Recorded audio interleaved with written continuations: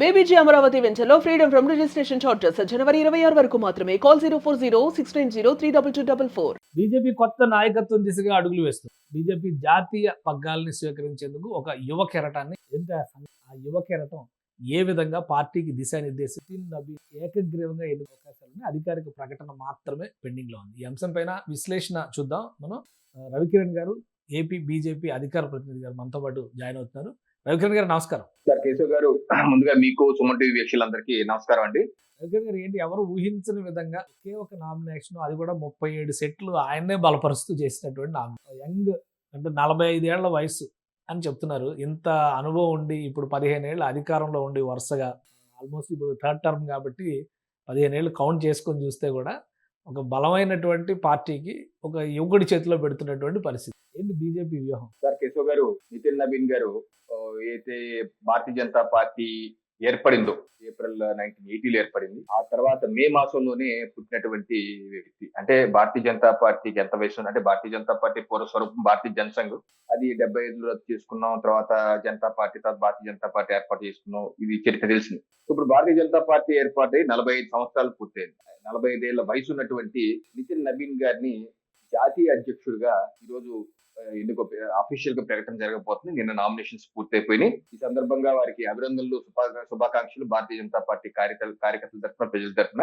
ఎందుకంటే ఇది యువతకి కట్టినటువంటి పట్టంగా నేనైతే భావిస్తున్నాను. అది కూడా యువతకే కాదు, సమర్థవంతమైన బాధ్యతాయుతంగా పనిచేస్తున్నటువంటి యువతకి, నిస్వార్థంగా పార్టీ ప్రజలు సంక్షేమం కోసం సుదీర్ఘంగా పనిచేస్తున్న వ్యక్తి. ఎందుకంటే ఈయన 2006 నుంచి బీహార్ లో రాష్ట్ర రాజకీయాల్లో చురుగ్గా ఉంటూ 5 సార్లు ఎటువంటి ఓటమి లేకుండా నిరాఘాటంగా 5 సార్లు ఎమ్మెల్యే అయినటువంటి వ్యక్తి. అలాగే ఆ రాష్ట్రంలో మంత్రిగా పనిచేసినటువంటి వ్యక్తి. చక్కటి బాధ్యతలు, సమర్థవంతంగా పనిచేసిన వ్యక్తి. అదే కాకుండా భారతీయ జనతా పార్టీ యువమోర్చాకి ఆ రాష్ట్ర బీహార్ రాష్ట్ర అధ్యక్షుడిగా, అలాగే జాతీయ యువమోర్చా కౌన్సిల్ సభ్యులుగా, అలాగే ఛత్తీస్గఢ్ కి భారతీయ జనతా పార్టీ తరఫున ఎన్నికల ఇన్ఛార్జ్ గా పనిచేసి సమర్థవంతంగా పార్టీని విజయ తీరాలకు దాటించినటువంటి వ్యక్తి. సో అలాగే తక్కువ వయసులోనే ఎక్కువ అనుభవం, సంస్థాగత నిర్మాణం, పార్టీ కార్యకర్తగా క్రమశిక్షణగా ఎటువంటి వివాదాలకే పోకుండా ఒక క్రమశిక్షణ గల బీజేపీ కార్యకర్తగా ఆయన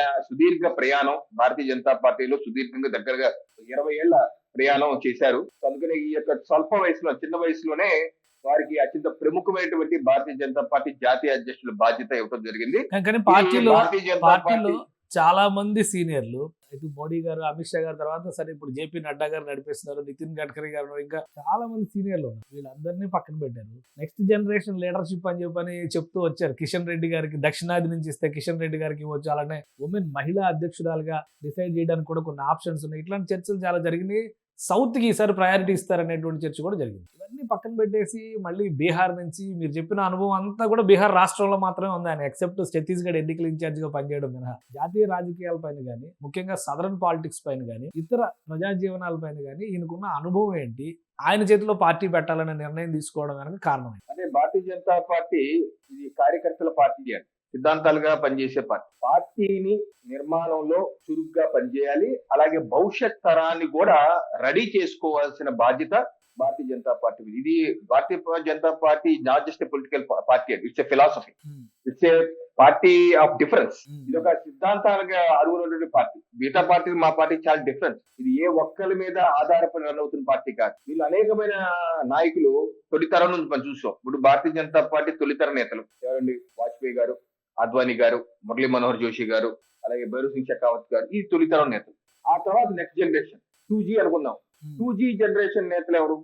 మోడీ గారు, తెలుగు రాష్ట్రం నుంచి మరి జాతీయ అధ్యక్షుడైనటువంటి వెంకయ్యనాయుడు గారు, అరుణ్ జైట్లీ గారు, రాజ్నాథ్ సింగ్ గారు, నితిన్ గడ్కరీ గారు. ఇది ఒక జనరేషన్. తర్వాత 3G జనరేషన్ ఎవరు?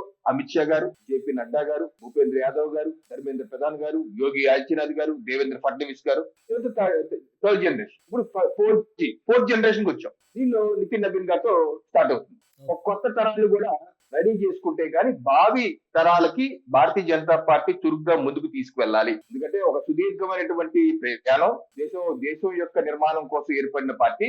అలాగే పెద్దలు స్టార్టింగ్ నుంచి ఇప్పుడు వరకు అనేక బాధ్యతలు స్వీకరించి ఏ ఒక్కరికి పరిమితమైంది కాదు. ఒక వాజ్పేయి గారితో అయిపోయింది పార్టీ, లేకపోతే అద్వానీ గారితో అయిపోయింది పార్టీ, లేకపోతే మోడీ గారితో అయిపోతుంది పార్టీ కాదు. ఇది సుదీర్ఘంగా తీసుకువెళ్లాల్సిన పార్టీ. అందుకనే అంటే ఒక విధంగా భారతీయ జనతా పార్టీలో ఈ 4Gలో 4th జనరేషన్ లో ఇక వారసత్వ యుగం మొదలైంది అనుకోవాలా. మరి నితిన్ నబీన్ గారు కూడా వారసత్వ రాజకీయాలకు ప్రతీక అనేటువంటి విమర్శలు వినిపిస్తున్నాయి. ఆయన ఫాదర్ ఎమ్మెల్యేగా ఉన్నారు, ఆయన బీజేపీలో యాక్టివ్ గా ఉన్నటువంటి వ్యక్తి నవీన్ ప్రసాద్. ఆయన స్థానంలో ఆయన తర్వాత ఈయన రాజకీయాలు ప్రారంభించారు. ఇప్పుడు అధికారికంగా అధ్యక్ష బాధ్యతలు అప్పగించడం అంటే బీజేపీలో కూడా వారసత్వ రాజకీయం మొదలవుతుందా? వారసత్వ రాజకీయం అంటే ఏంటండి, ఒక దేశ ప్రధానమంత్రిగా ఒక కుటుంబం నుంచి అయితే ఆ కుటుంబం నుంచి కూడా తర్వాత కూడా ప్రధానమంత్రి అవ్వాలి. నెహ్రూ గారు, ఇందిరాగాంధీ, అదే రాజీవ్ గాంధీ గారు, సోనియా గాంధీ గారు, రాహుల్ గాంధీ గారు, ఇలాగే అవటం వారసత్వం. లేదా ఒక రాష్ట్ర ముఖ్యమంత్రి, లేదా ఒక రాష్ట్ర అధ్యక్షుడు. సోనియా గాంధీ గారు 25 ఏళ్ళు, ఇప్పుడు ఉన్నటువంటి కాంగ్రెస్ జాతీయ అధ్యక్షులు మల్లికార్జున ఖర్గే గారు ఉన్న హైకమాండ్ అంటారు. అంటే ఏంటి, దానికి పరిమితం. ఒక రాష్ట్ర అధ్యక్షుడు, ఒక రాష్ట్ర ముఖ్యమంత్రి గారు, లేకపోతే ఒక పార్టీ, రీజనల్ పార్టీ, ఇప్పుడు Samajwadi party, Telugu Desam party, YCP, లేకపోతే బీఆర్ఎస్, ఇవన్నీ తీసుకో ఏంటంటే వాళ్ళ కుటుంబంలో తిరుగుతాయి. అధ్యక్షులు ఎవరైనా సరే వాళ్ళ కుటుంబం. అది వారసత్వం అంటే. అంతేగాని ఒక ఎన్నికల్లో ఎంపీగా, ఎమ్మెల్యేగా తన తండ్రి చనిపోయారు, తన తండ్రి అకాల మరణం చెందారు. అందుకని వీరు 26 ఏళ్ల వయసులో రాజకీయాల్లో రావాల్సి మధ్యంతర ఎన్నికలు జరిగింది. అది మధ్యంతర ఎన్నికల్లో ఎంపీగా పోటీ చేశారు, గెలిచారు. అంతకు వరుసగా 5 సార్లు గెలిచారు. ఆ తర్వాత గెలుపులో తండ్రి పాత్ర ఉండదు కదా, ఆయన యొక్క పనితీరు మీద ఆధారపడదు. సో అలాగా తన పనితీరును మెరుగుపరుచుకుంటూ ఒకరికి తర్వాత ఒకరికి గెలుస్తూ ప్రజల మన్నన పొందుతూ సేవలు అందిస్తున్నటువంటి సుశిక్షితమైన నాయకుడిగా ఆయన ఎమర్జ్ అయ్యారు. ఒక 20 ఏళ్ల పాటు, 26 ఏళ్ల వయసు ఎంత అయితే ఈ రోజు 45 ఏళ్ళు, రేపు మేకి అంటే 2 నెలల్లో మళ్ళీ ఆయనకి 45 ఏళ్ళు, 46 ఏళ్ళు. అంటే 20 ఏళ్ల పార్టీలో పనిచేసుకుంటూ వచ్చారు ఆయన. ఇదేదో క్షణంగా 40 ఏళ్ళకి తల్లి చనిపోగానే 40 ఏళ్ళకి వెంటనే ప్రధానమంత్రి అయిపోలేదు. అలా అయితే మన రాష్ట్ర వారసత్వ రాజకీయాలు అంటాం. ఇది అలా కాదండి. ఇప్పుడు భారతీయ జనతా పార్టీ నాయకులు దక్షిణాది రాజకీయాలు లేదా దక్షిణాది రాష్ట్రాల అవసరాలు వీటిపైన ఎలాంటి అవగాహన ఉంది నితిన్ నబీన్ గారికి? ఆ వ్యూహాత్మకమైనటువంటి నిర్ణయాత్మకమైన రాజకీయ వైఖరి ఎలా ఉండొచ్చు? దక్షిణాదికి ప్రాధాన్యం తగ్గిపోతుంది బీజేపీలో. ముఖ్యంగా రేపు తమిళనాడు ఎలక్షన్స్కి వెళ్ళాలంటే ఈ ఉత్తరాది పార్టీలను రానివద్దు అనేటువంటి నినాదాన్ని ఎదుర్కోవాల్సిన అవసరం ఉంటుంది బీజేపీ లాంటి పార్టీలు. దక్షిణాది రాష్ట్రాలపై ఎలాంటి ఫోకస్ ఉంటుంది కొత్త నాయకత్వం ఆధ్వర్యంలో? ఇప్పుడు దక్షిణాది పార్టీలు, నార్త్ పార్టీలు సౌత్ రానివ్వకూడదు. ఇది ఎప్పటి నుంచి దశాబ్దాలుగా చేస్తున్నటువంటి వాద. రీజనల్ పార్టీస్, ప్రాంతీయ పార్టీలు ఆ రకమైన భావోద్రేగాలను రెచ్చగొట్టి చేసే అంశాలు. ఈరోజు జాతీయ రాజకీయాల్లో మరి వెంకయ్యనాయుడు గారిని జాతీయ అధ్యక్షులుగా, ఉపరాష్ట్రపతిగా చేసింది ఎవరో? తెలుగువారు చేసింది ఆయనే కదా. అలాగే ఈరోజు కిషన్ రెడ్డి గారు ఉన్నారు, కేంద్ర కేబినెట్ లో ఉన్నారు. దేశ ఉపరాష్ట్రపతిగా రాధాకృష్ణ గారు ఆయన ఎక్కడి నుంచి వచ్చారు? తమిళనాడు నుంచి వచ్చారు కదా. సో ఇలాగా నార్త్ సౌత్ అని కావాలని చెప్పి డివిజన్ క్రియేట్ చేయటం, ఒక స్పర్ధని క్రియేట్ చేసి రాజకీయ లబ్ధి కోసం ప్రయత్నించే ప్రాంతీయ పార్టీలు పక్కన పెట్టండి కాదు. భారతీయ జనతా పార్టీ నాయకులు ఏ పార్టీ, ఏ రాష్ట్రం వారైనా, ఏ ప్రాంతం వారైనా సరే, ఏ బాధ్యత అయినా అర్హులే. వారికి దక్షిణాది రాజకీయాలు అర్థం కావు, లేకపోతే ఉత్తరాది రాజకీయాలు అర్థం కావు, నార్త్ ఈస్ట్ రాజకీయాలు అర్థం కావు.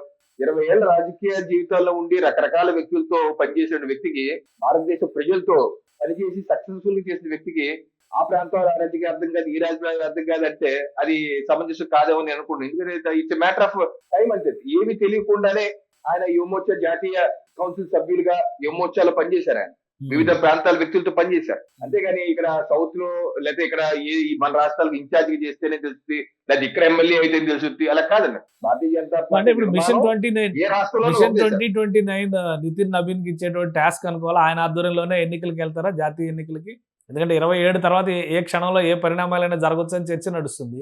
ఇలాంటి సమయంలో ఒక యువ నాయకుడి చేతిలో పగ్గాలు పెట్టినప్పుడు బీజేపీ దానికి సిద్ధపడిందా? తప్పనిసరి. ఇప్పుడు ఇమీడియట్ గా మనకి ఎలక్షన్స్ ఉండబోతున్నాయి. రేపు మే మాసంలో పశ్చిమ బెంగాల్ ఎన్నికలు రాబోతున్నాయి. తమిళనాడు, అస్సాము, కేరళ, 4 పెద్ద రాష్ట్రాలు, టఫ్ స్టేట్. తమిళనాడు ఇప్పుడు రాబోతుంది, అలాగే పుదుచ్చేరి కూడా రాబోతుంది. ఇప్పుడు టఫ్ స్టేట్స్, పెద్ద స్టేట్స్ రాబోతున్నాయి. It's bigger challenge. ఆ ఛాలెంజ్ కి ఎప్పుడు భారతీయ జనతా పార్టీ శ్రేణులు సిద్ధంగానే ఉంటారు. అలాగే నెక్స్ట్ ఇయర్ కూడా ఉత్తరప్రదేశ్ ఇంకా పెద్ద రాష్ట్రం ఎన్నికలకి రాబోతుంది. సో ప్రతి సంవత్సరం ఎన్నికలు ఉంటాయి. అలాగే 2029 జాతీయ ఎన్నికలు ఉంటాయి. తప్పనిసరిగా నితిన్ నబీన్ గారి నాయకత్వంలో ఓ చక్కటి విజయాలు, అనూహ్యమైన విజయాలు కూడా సంతరించుకొని ముందుకు వెళ్తామండి. పార్టీ అనేది కేవలం ఒక వ్యక్తి మీద ఆధారపడి, ఈ పార్టీ భారతీయ జనతా పార్టీ సమిష్టి నాయకత్వం మీద పనిచేస్తుంది. సమిష్టి విజయం ఇది. ఓడిపోయినా సమిష్టిగానే ఓడిపోతాం, గెలిచినా సమిష్టిగా. సో సమిష్టి నాయకత్వం ఇది. కలెక్టివ్ రెస్పాన్సిబిలిటీ అంటారు పార్టీలు. Collective. Okay, president presides but party decides. President presides, party decides. అది పార్టీ విధానం. సో అందరూ కలిసికట్టుగానే పనిచేస్తాము. అలాగే అధ్యక్షుడు ఒక విజయం సాధించాలంటే అధ్యక్షుడు విజయం, అలాగే అందరూ కలిసి విజయం. ఒక అపజయం పాలయ్యామంటే అందరూ కలిసి అపజయం, దాన్ని సమీక్షించుకుంటాం. సో తప్పనిసరిగా ఒక యువకుడు నితిన్ నబీన్ గారి నాయకత్వంలో భారతీయ జనతా పార్టీ ఒక కొత్త ఉత్సాహాన్ని, ఉత్తేజాన్ని 2026 సంవత్సరం నుంచి నింపుకొని జన్జీ కూడా దగ్గరయ్యే విధంగా యువకుల యొక్క ఆకాంక్షలు కూడా పార్టీ వారికి చేరువయ్యి వారి యొక్క ఆకాంక్షలు ప్రభుత్వం ద్వారా చేసే విధంగా ఒక మంచి విజయాన్ని, మంచి పాలన అందించే విధంగా భారతీయ జనతా పార్టీ నూతన నాయకత్వం ఆ రకంగా పనిచేస్తుందని చెప్పి నేను ఆశిస్తున్నాను. థ్యాంక్ యూ రవికిరణ్ గారు విశ్లేషణ అందించినందుకు. ఇది కొత్త నాయకత్వం ఆధ్వర్యంలో ఎన్నికలను ఎదుర్కోవడానికి సన్నద్ధమవుతుంది భారతీయ జనతా పార్టీ. 2026 నుంచి 29 వరకు వరుసగా ఉన్న ఎన్నికలకి తగినట్టుగా జన్జీని తయారు చేస్తామని చెప్పని రవికిరణ్ గారు చెప్తున్నారు. ఇది స్పెషల్ డిస్కషన్. Keep watching.